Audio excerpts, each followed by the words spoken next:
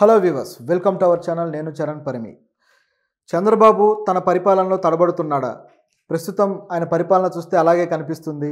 పరిపాలనలో ఎంతో అనుభవం ఉన్న చంద్రబాబు గారు, దాదాపు 40 ఏళ్ల రాజకీయ జీవితం ఉన్న చంద్రబాబు గారు ఈసారి మాత్రం మూడోసారి ఆయన సీఎం అయిన తర్వాత పరిపాలన విషయంలో తడబడుతున్నట్టుగా కనిపిస్తుంది. వాళ్ళు తీసుకునే నిర్ణయాలు కావచ్చు, వాళ్ళు అమలు చేస్తున్న ఈ పద్ధతులు కావచ్చు, వాళ్ళు ఏదైతే మేనిఫెస్టో తీసుకొచ్చారో ఆ మేనిఫెస్టోకి సంబంధించిన ఏవైతే వాళ్ళు హామీలు ఇచ్చారో ఆ హామీలు అమలుపరిచే విషయంలో కూడా చంద్రబాబు ఈ విధమైన తడబాటు గతంలో ఎప్పుడూ లేదు. కానీ ఇప్పుడు మాత్రం ఆయన ఒక నిర్ణయం తీసుకోవడం, మళ్ళీ దాన్ని వెనక్కి తీసుకోవడం, ఒకటి అమలుపరచాలని ప్రయత్నించడం, మళ్ళీ విమర్శలు రాగానే వెనక్కి తగ్గడం, మళ్ళీ మాట మార్చడం, ఇట్లా రకరకాలుగా కేవలం గవర్నమెంట్ ఏర్పాటై ఒక నెలన్నరే అవుతుంది.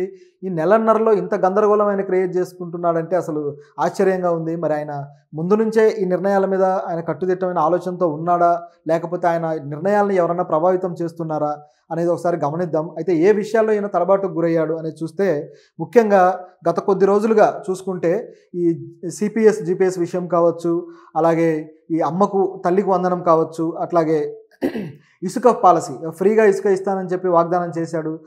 అయినా సరే ఎక్కువ గత ప్రభుత్వంతో పోలిస్తే ఇంకా ఎక్కువ డబ్బులు వసూలు చేసుకునే ప్రోగ్రాం దాని చుట్టూ డిజైన్ చేయడం జరిగింది. దానికి విమర్శలు వచ్చాయి.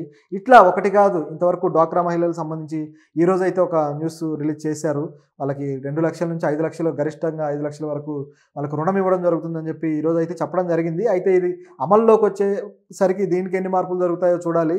అట్లాగే ఈ ఉచిత బస్సు, మహిళలకు ఉచిత బస్సు విషయంలో కూడా ఇంకా ఏం నిర్ణయం తీసుకోలేదు. మరి వాళ్ళు నెక్స్ట్ మంత్ అంటున్నారు. నెక్స్ట్ మంత్ మరి ఎప్పుడు నిర్ణయం తీసుకుంటారో అది కూడా చూడాలి. ఇట్లా చాలా విషయాలు ఉన్నాయన్నమాట. సో ప్రతి విషయంలో కూడా ఒక మాట చెప్పడము, మళ్ళీ దాన్ని వెనక్కి తీసుకోవడం, ఇలాంటివి జరుగుతూ వస్తున్నాయి.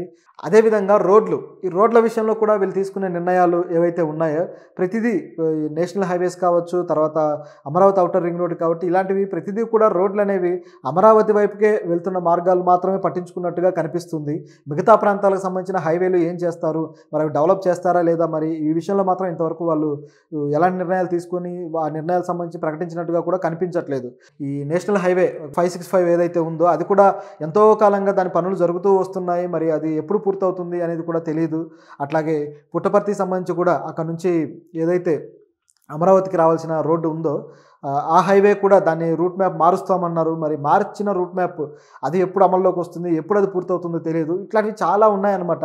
మరి పరిపాలన అంటే మొదలై నెలన్నరే కావచ్చు, కాకపోతే వీళ్ళు ఇవి మార్చే ప్రోగ్రాం పెట్టుకున్నారు కాబట్టి, ఆల్రెడీ గతంలో ఉన్నవి కాకుండా కొత్తగా వీటిని మార్చే ప్రోగ్రాం పెట్టుకున్నారు కాబట్టి మార్చినప్పుడు ఇంకెన్ని ప్రణాళికలు వేస్తారు, ఇంకెంత టైం పడుతుంది అనేది కొంత క్వశ్చన్ మార్క్. అయితే ముఖ్యంగా వాళ్ళ మేనిఫెస్టో ఏదైతే ఉందో ఆ మేనిఫెస్టోలో వాళ్ళు చెప్పిన విషయాలు, వాళ్ళు వాగ్దానం చేసిన విషయాలు ఉన్నాయి కదా, ఆ విషయాల మీద వీళ్ళు స్టాండ్ ఏంటి అనేది ప్రజలు వెయిట్ చేస్తూ ఉన్నారనమాట. సూపర్ 6 కావచ్చు, ఇట్లాంటి కొన్ని ఉన్నాయి కదా.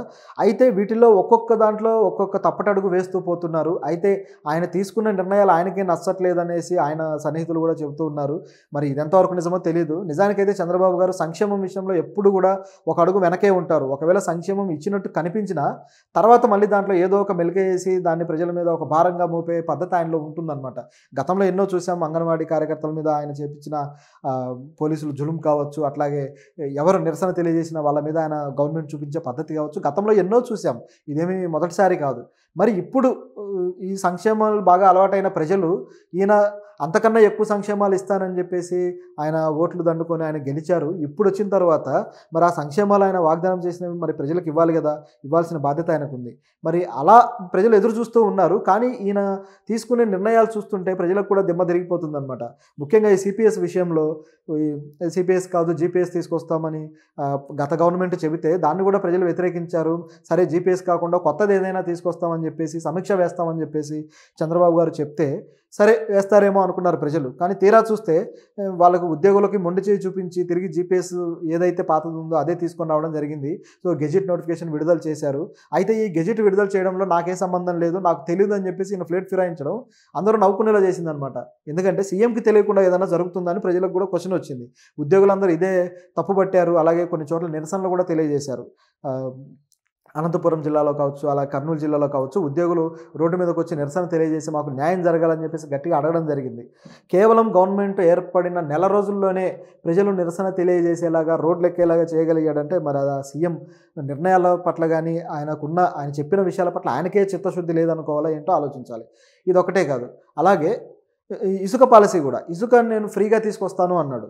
గత ప్రభుత్వంలో అయితే ఇసుక ఒక్కసారిగా రేటు పెంచేసి వేరే అక్రమార్కుల చేతుల్లో పెట్టేసి దానికి ప్రజలకు అందుబాటులోకి లేకుండా మొత్తం భవన నిర్మాణ సంస్థకు సంబంధించి వ్యవస్థకు సంబంధించి మొత్తం కుంటుపడేలా చేశారు. చాలామంది ఉపాధి కోల్పోయారు. ఆ కార్మికులు, భవన నిర్మాణ కార్మికులు కావచ్చు, కూలీలు కావచ్చు, వీళ్ళంతా. అయితే ఈ పరిస్థితుల్లో సరే కొత్త సిస్టమ్ ఏదైనా తీసుకొస్తారేమో అని ఎదురు చూస్తూ ఉంటే వీళ్ళు తీసుకొచ్చిన సిస్టమ్ ఏంటంటే టన్నుకు మళ్ళీ 1,400 రూపాయలని మొదలుపెట్టారు. అంటే కనీసం ఇప్పుడు ఒక లారీ 20 టన్నులు వస్తుంది అనుకుంటే ఎంత ఖర్చు అవుతుంది? గతంలో ఇంత లేదు, ఇంతకన్నా తక్కువే ఖర్చు అయింది.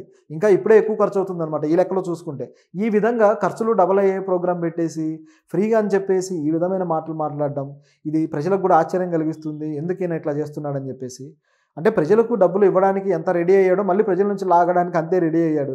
గత ప్రభుత్వం ఎలా చేసిందో ఈయన కూడా అలాగే చేస్తున్నాడు. సో ఇది చీట్ చేయడం అనమాట. అసలు ఎవరు అడిగారు? ఫ్రీగా ఇసుక ఎవరు అడిగారు? సో తగినంత ఎంత వేయాలో అంత వేసి ఇవ్వడం అనేది ఒక మంచి పద్ధతి.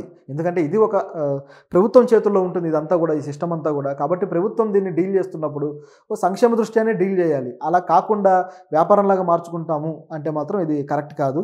సరే, ఇదిలా ఉంటే మహిళలకి ఉచిత బస్సు అనేది కూడా తీసుకురావడం జరిగింది. అయితే ఇది నెక్స్ట్ మంత్ 15th నుంచి, ఆగస్టు 15th నుంచి ఇది అమల్లోకి వస్తుందని చెప్పేసి వీళ్ళు చెప్తున్నారు. మరి ఇది ఎంతవరకు కొనసాగిస్తారు, మళ్ళీ దీంట్లో ఏమేమి కొర్రీలు వేస్తారు అనేది కూడా క్వశ్చన్ ఉంది.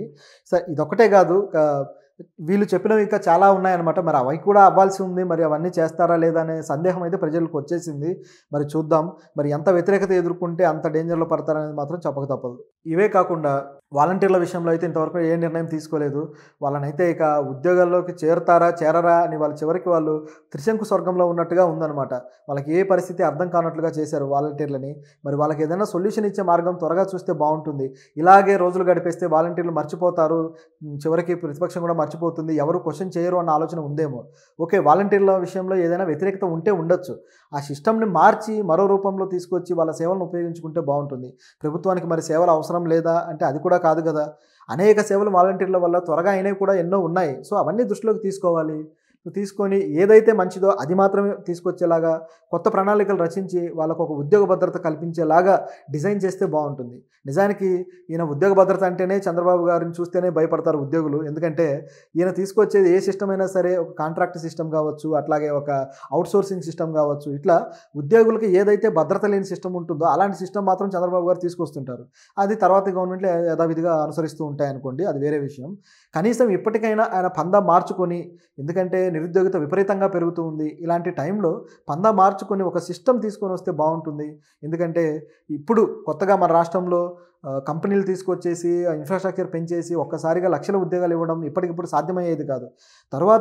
తర్వాత 5 ఏళ్లకు 10 ఏళ్లకు చూసుకుంటే కొన్ని జనరేషన్స్